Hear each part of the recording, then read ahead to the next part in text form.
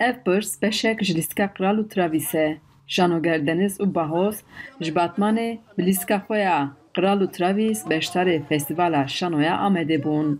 Festîval ji aliyê Şanoya Bajêr ya Amedê hate amadekirin û hêja gotineye ku şaredariya bajarê mezin ya Amedê piştî 8 salan piştgiriyê dide Festîvala Şanoyê. Pîroz be ji gelê me re, pîroz be ji hevalê me re, pîroz be ji welatê me re.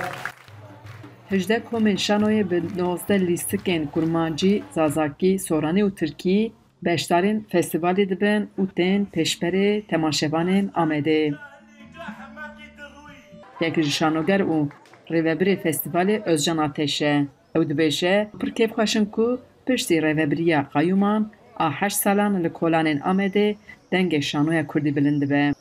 مخواست هنه که اموان شانوی خواه لیستگی خواه گوتوبیشی خواه باشیر بلاف بکن او زیده ترجی ام مکان ناو او که سوری بکارتینه نها وکرن لوی داره چند ماجی جیه که نور ناو سوری وکریه وی همو گوتوبیش لوی داره هبن دیسا وی لیستک هبن هر وها ایوانا چند آمده که ام بیشن دما شارداری مدهات بود چیکرن و 8 سال دست قایم آدابون امروی در دیسا لیستگی خواه در کمین پیشبری تماشاوانا. Gruba Şanoya Bajêr beriya qayûman dibin banê şaredariya bajarê mezin de hunera xwe pêşkêş dikirin û bi hatina qayûman yek ji biryarên pêşîn îxraçkirina şanogerên Kurd bûn. Lê şanogerên Kurd navberê nedan Festîvala Şanoyê.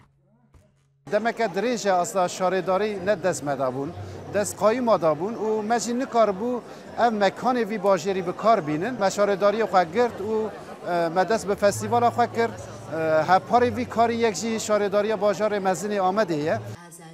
Di festîvalê de gelek gotûbêjî çêbûn. Etwanim bilim şano çûwa ez têko ke tak bitwane guzarisht li xwedî xwe bike li ser şano bibê destkarî kirin.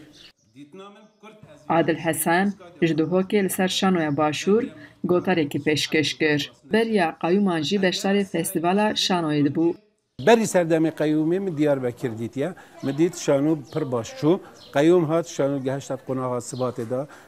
Nuke ev 20 rojeke careka dî xuseriya tête meydanê em bînin mezintirin Festîvala Şanoyê ya tête kirin. Wate li hemî dinyayê xuserî dikarî tiştê dahêna biket. Bin destî dikarî dahêna biket bes pir mandî dibît. Birêz Hesen di gotara xwe de behsa zehmetiyên li ser Şanoya Başûr jî kir. Xecî Canfarqîn, Dengê Amerîka, Amed.